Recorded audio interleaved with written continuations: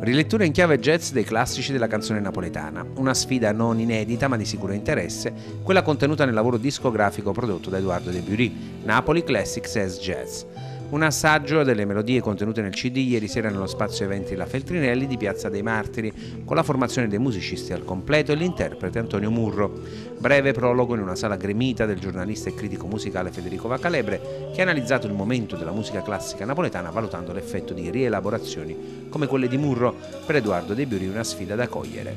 L'obiettivo principale che ci siamo prefissati, io con Sergio Esposito, arrangiatore, con Vittorio Riva che d'altronde è produttore artistico di questo progetto, insieme a Antonio Murro, è quello principalmente di esportare all'estero questo format, quindi l'idea di proporre questa classicità napoletana fusa col jazz, con i ritmi tipici del jazz.